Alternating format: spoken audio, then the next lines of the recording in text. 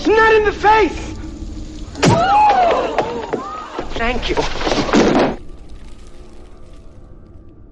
Hello and welcome to Hey Not the Face with your host John Nash and your producer me, Steffi Haynes. And boy, we have a very special episode today because John has gotten hold of not one, but a few, maybe even several of the TKO boxing contracts, fresh off the block. Like nobody has these, but we do.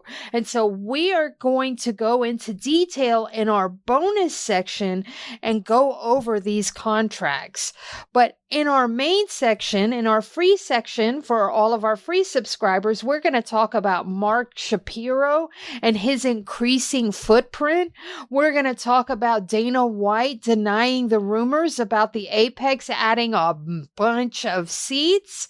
We're going to talk about UFC 319's big gate. We're going to talk about Dean Thomas and splitting his time between the Fighters Committee and now UFC commentary duties.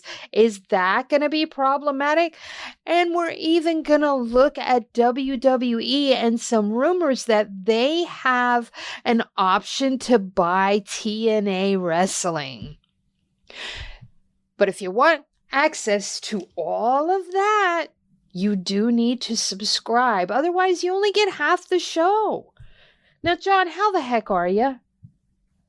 Fairly good. Just still in Minnesota, out here for a couple more weeks, but hanging in there. Have a post today on another site, so everything's going pretty good. Hey, you know what? People should go and check that out. It's on Front Office Sports. You should definitely go check it out because John pours a lot of time into those articles that he writes.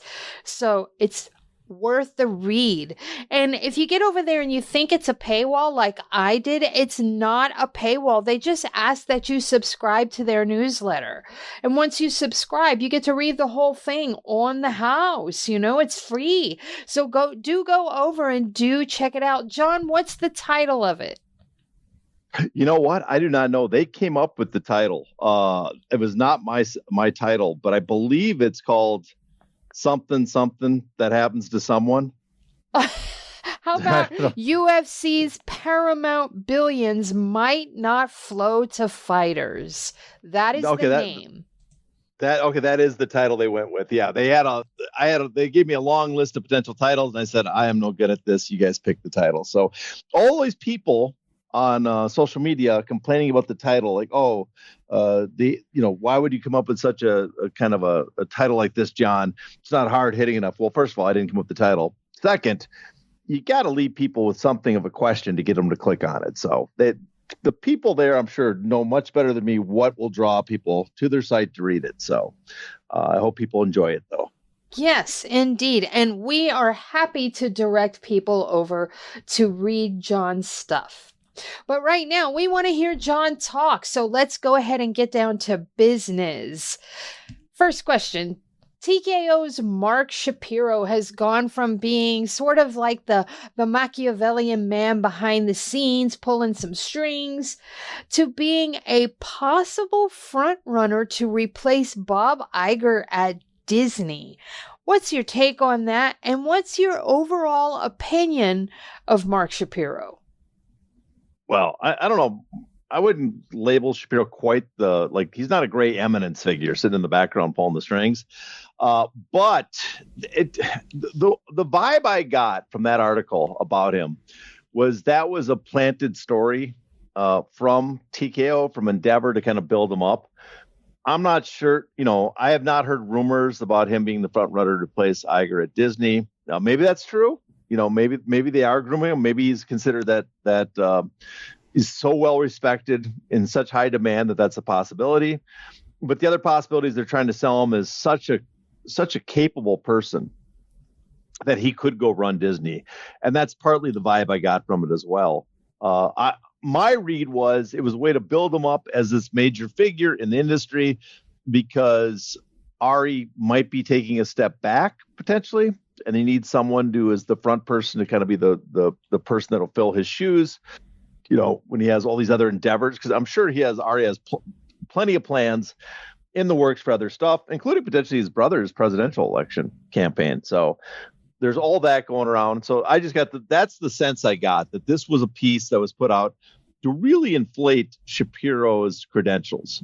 Now, I could be wrong, but that's the takeaway I got, that there was much less to the potential of him going to Disney and the other stuff than the fact that they're trying to sell him as another super agent, kind of like Ari was. I have a question. Now, lots of people always assume that Dana's running the show outside of Ari Emanuel. Many people don't even realize that Ari is really the man that's pulling all the strings, that's making all the major decisions. But when you say that they might be grooming Mark Shapiro to help Ari out or possibly take over for Ari while he runs Rahm Emanuel's presidential campaign, what have you, why wouldn't it be Dana? I know, but I want you to say it. Well, I mean, Dana, let's not underestimate Dana. Dana is an essential component of TKO. Mm-hmm. One is he does have responsibilities. He is the aesthetic taste of the promotion goes through him. My understanding is a lot of the stuff he has a say on is basically all the aesthetic stuff. Like, what kind of look the show is going to have, what kind of music they're going to play, what, all the production type stuff, even though I don't think he is a producer per se. He doesn't know like the type of cameras they're going to use. He doesn't know the editing equipment, but he has the final say on all that. He is the person they run everybody by for his aesthetic taste. Like what does he want to see the UFC looks like? And since the days of the Fertittas, he had a call on that. And he has some say in the fights, but probably much, much less than he used to. Much less, plays a much smaller part, much less involved in negotiations. They used to kind of divide certain of the top fighters up. Below a certain rank, it was Joe Silva and the matchmakers do all the negotiations. At a certain point, then they divide it. Dana White would take some of them. Lorenzo Fertitta would take the others. And since then, I don't think he does much in the way of negotiations on that front. But the aesthetic part's still an important part. And the most important component is he is the symbol, the mascot, the living mascot of the UFC. They have turned him in to the number one spokesperson for the company, the figurehead that represents it, the living entity that represents the UFC. He's the biggest star in the promotion because they've spent a lot of energy promoting him specifically. And so that's another big component party has. And let's not also forget he's friends with, Donald Trump, which gives them additional leverage in the political sphere. Ari as well is friends with Donald Trump. And so they have that going for him. But Dana White's, probably more associated with him. I think Donald Trump likes the Dana White image better. And so they can use that. But the other guys run the show on the business sense. The other people are actually doing the negotiations. They're the ones determining, the broadcast deals. Dana White might have some ability to sign off partly on it because, again, he's in charge of the aesthetics of the company. But all the actual nuts and bolts, all the deals and relationships, all that stuff is done by Shapiro and Emanuel and the other guys that are part of that came over from TKO. So I think that's what you're getting at is he has less of a say in the actual business dealings than he does in the parts that they have run. At the UFC 319 post-fight presser, Dana vehemently denied the rumors that the Apex was adding 5,000 to 10,000 extra seats to the venue. Now, we have seen Dana aggressively deny things only to have them come to pass a couple of weeks or even a couple of months later. So do you think that any kind of expansion is actually going to happen, or, just what's your overall take on that response? Now, these rumors have been floating around for a while. There was apparently they started, or the story first started from the Las Vegas Sports Biz. That's the one that supposedly had the first story about they're going to expand the Apex. We reported based on other people's information at the time. I believe we talked about they're going to have 5,000 additional seats. And I've seen several people saying that Hunter Campbell confirmed this, but I've never seen the story where he actually, we have a direct video clip or anything of him confirming it. But apparently, according to Dana White, this is all false, that the expansion is much smaller. There is work being done there. I think they said it's going to be 1,000 seats. So right now, from 1,000 or more to, I think they have 1,000 now. They're going to go up to 2,000. But I have no clue. It's a very strange story because we have reputable sites, bringing this up and then quoting people like Hunter Campbell, supposedly. And yet I can't find the actual source material. And so I am curious if someone out there who reported this, that they have actually a clip of Hunter Campbell or someone else confirming it's 5,000 to 10,000 seats, because that's a pretty wild thing that if someone invented this and everybody ran with it. Indeed. UFC 319, let's continue on with that track. They had another huge gate. This one clocked in at 11 million. What do you make of this? Well, I mean, it's another large gate. They have perfected the art of selling tickets. One is, we don't even know too if there's site fees or any sort of a tourism board financing for this going on right now from Chicago. So it's possible they had more money coming in than just the ticket sales, which is already astronomical. 11 million is just a huge amount for a car like that. Now, it says a couple of things. One is, that I think there is some star power to Chimaev. There seems to be interest in him amongst UFC fans. I don't detect crossover appeal. He doesn't strike me as a person that's getting large numbers of non-UFC fans coming in, but of the UFC fan base, he's extremely well known, extremely popular, probably almost not quite, Khabib had crossover appeal, I think, with American fans.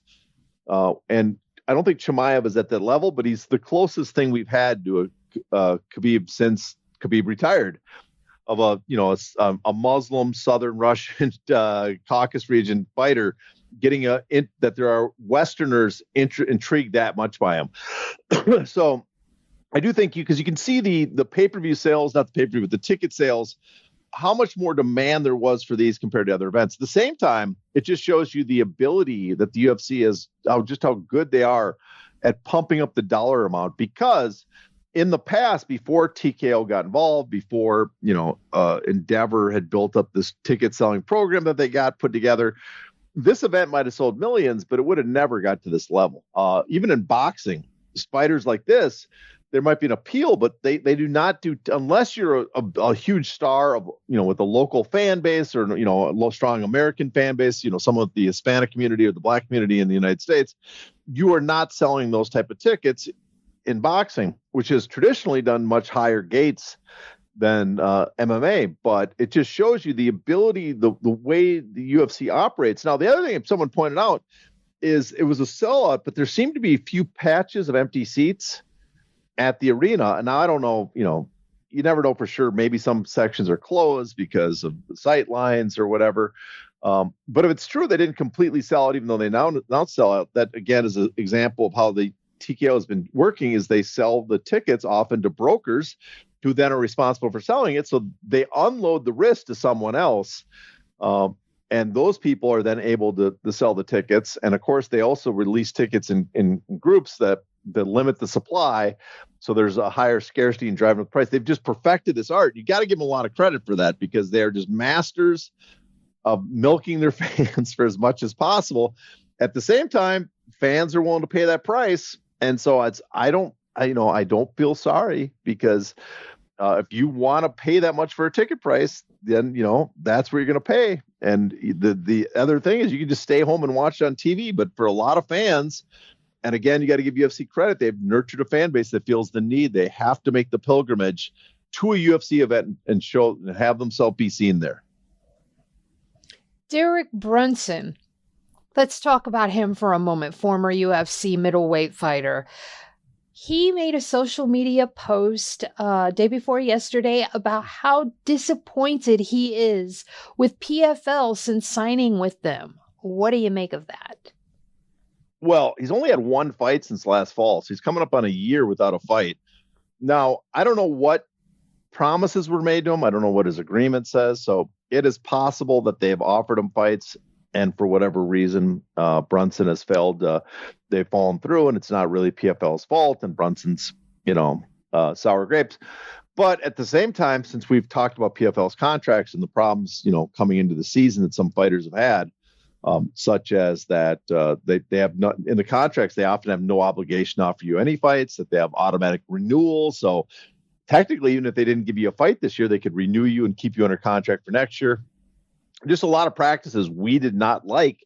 I lean towards siding with him that it's the PFL here, because I've heard stories from other people that they are not offering enough fights. And I think that's unfortunate. And, maybe there's a remedy in the contract, but for a lot of fighters, that doesn't help because there's not a lot of options out there in the fight world right now outside of the UFC and PFL. So if you're out of the UFC and you don't think they have an interest in you and PFL is not offering you the fights, you're again, where do you really go at that point? You're kind of hosed.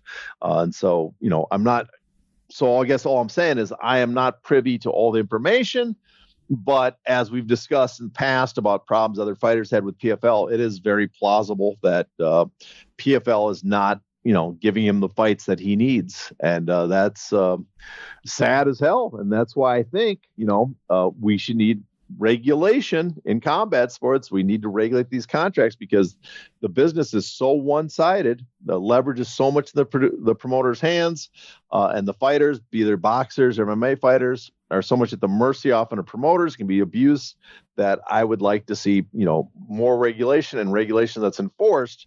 Just simple contractual regulations that they should have had in the Ollie Act originally, and they didn't. Expanded all MMA, where we have standard minimums in contracts, and every promoter has to follow them. And if they do not, it's an obvious violation of the contract, and there's a remedy in place already for the fighter. Dean Thomas, we're going to talk about him for a little bit because he is the co-chair for ABC's Fighters Committee. But he was also recently promoted to a regular UFC commentary position. Why is this problematic? Because there has been a lot of back and forth on social media about this. Well, the most back and forth, the most protest about it has been from the MMAFA, the Mixed Martial Arts Fighters Association. And Dean, first, let's compliment him. He has been great on the UFC broadcasts when he's on there. But and usually I don't listen to the broadcast, but when he's on, I will turn it up because he's one of the few people that doesn't drive me nuts listening to the shows. But the problem is right now, and you can see what happened. We had Rob Macy on the show discussing what's going on with the new TKO influenced UBO Ollie Act that they've introduced, and the ABC is supporting it, and what the MMAFA is trying to do to prevent that bill from passing. And you can hear from the problems they're having with the ABC about the way that it seems to be unfolding with them, that their concern is obviously that Dean is not going to be an impartial person on this because he has financial interest with the UFC. And as we talked with many fighters, the UFC has tremendous influence over them because fighters are dependent on the UFC for their careers. You just can't say no. And so I think that is the obvious problem the MMAFA has is, we can imagine and maybe give Dean the benefit of the doubt that he's going to be honest in his duties as serving on the fighters board. But that board has some importance because they are trying to get this Ali Act amendment. It's not really the Ali Act amendment. It's the Muhammad Ali American Boxing Revival Act. They're trying to get that through Congress, and the support of the ABC and the entities with it will go a long ways of, pushing that forward because it'll be an endorsement. They want to note that this person, Dean Thomas, has a financial interest with the UFC because they pay him directly. We are not confident that he can be a person that will properly, at least from our point of view, from the MMAFA's point of view, that he's not the person that will properly resist their efforts to push this bill forward. So I think that's what they're coming for. And you can understand that point of view because, we just noted a couple minutes ago, fighters are definitely influenced by the UFC. And if the UFC is paying your bills, are you really going to push against them? Even subconsciously, you might be so happy with what they're doing that you think whatever they do is going to be good. So I think that's the complaint right now, and I honestly cannot disagree with them. All right.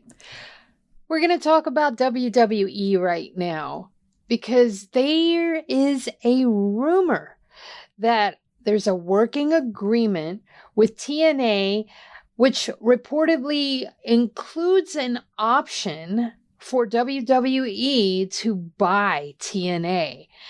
WWE reportedly also has the right of first refusal to match any offers for the purchase of TNA.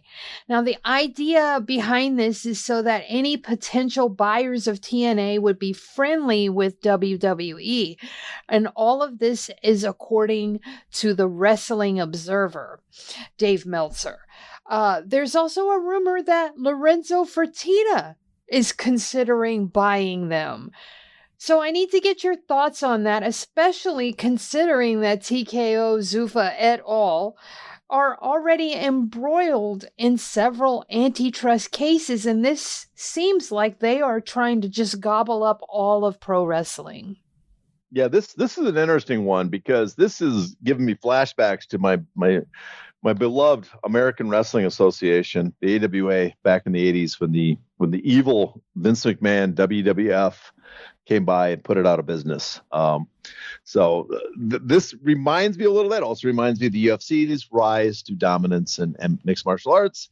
And there's one other rumor that we could bring up with this as well. There is a rumor that I'm maybe not quite a rumor, maybe it's from better sources or whatever, but that the PLEs, the Premier Live events, are going to there's going to be a special one starting early next month. They'll do one on the same night as an AEW pay-per-view, so that the ESPN will put on several months before the deal actually starts with them and WWE. They will put on one of these Premier Live events with John Cena versus Brock Lesnar. I guess that's the big match everybody's looking forward to, and put it against an AEW pay-per-view, which is straight out of the UFC doing when they would put on Anderson Silva on a free night up against the Affliction pay-per-views. They used to do counter programming, so that's another one we could add. So all that strikes me as it's. If we were Brandeis fans, William Brandeis, the Supreme Court Justice, who had the whole thing about bigness being dangers to how if an entity got too big, it was a danger. I think if he saw the WWE or TKO, he would sit there and say that's a prime example of what I'm talking about, that they're using their scale to put rivals out of business if these rumors are true, because this is classic behavior, very similar to when the WWF was awash with money from loans, investors, and being on the East Coast, and then would go into territories and compete directly, the sign away wrestlers and put shows on the same night just to drive them out of business. In this case, we have these rumors, and I got to go through both of them right now really quick, I guess all three of them, to show you what my concern about each of them is. The first one is they have a sweetheart deal supposedly with TNA, according to this report, and they have the potential to buy TNA. Now, with the current Trump administration, I'm sure they're not worried about the DOJ or the FTC with mergers going after them for any antitrust violations. But, in the future, maybe they're concerned about that, what happens after Trump. Maybe they're worried about states. But technically, if they were going to buy they have such a market share in pro wrestling and they were going to acquire TNA, I know pro wrestling is not the same as a regular sport, MMA.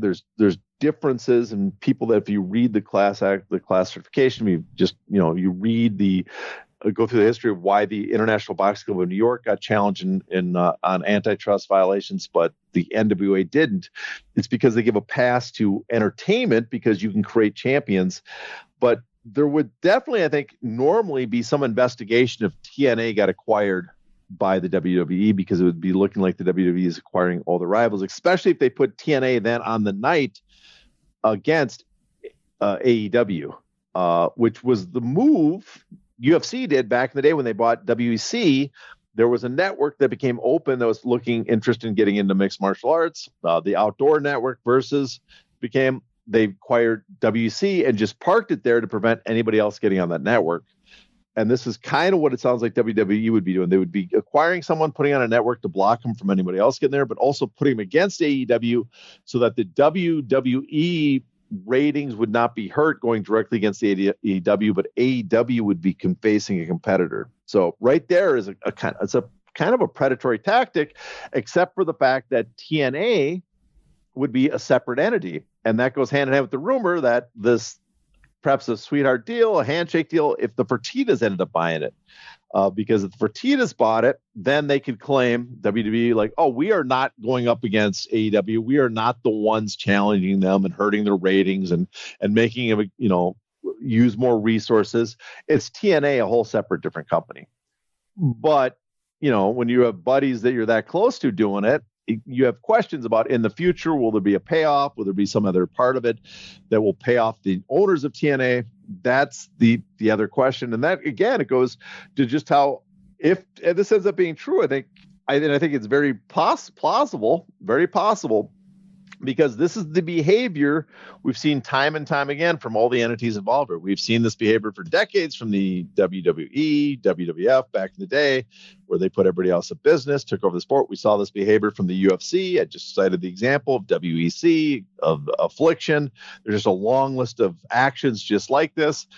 And now TKO, that owns all these companies and is looking to do props the same thing in boxing. I am not shocked. But this is something to keep an eye on. And if they do this, I can only imagine that they're only could get away with it because this seems so obvious, predatory tactics, so obviously violations of the Clayton Act, violations of, intentional monopolization. So it's definitely a violation of the Sherman Act, that this would launch an investigation normally. But with the Trump administration, being in control of the FTC and the DOJ, I believe they feel that there's no chance for such an investigation. And that's the only reason I can imagine them even doing this. So let's keep an eye on this story. Let's hope it's, not true. I notice a lot of pro wrestling fans on Twitter and X seem to be kind of cheering this, which I don't get, because it's one thing just to produce a better product. It's another thing to work in a way that puts a competitor out of business just so he doesn't offer an option, which I never got why people would celebrate that. And that seems to be, at least according to these rumors, it seems to be the intent of TKO. So let's wait and see, but definitely keep an eye on this story. All right. So we are going to switch gears now. If you have not subscribed with your dollars, this is the opportune time, because from here on, it's bonus content, and we are going to take a first look at TKO's boxing contracts, because to our knowledge, no one else has these and nobody has spoken on them. But John has them, and we're about to go into it. So, John, let's go over the TKO boxing contract. To access the bonus content of this episode, you must be a paid subscriber. To do that, go to heynottheface.substack.com and subscribe today.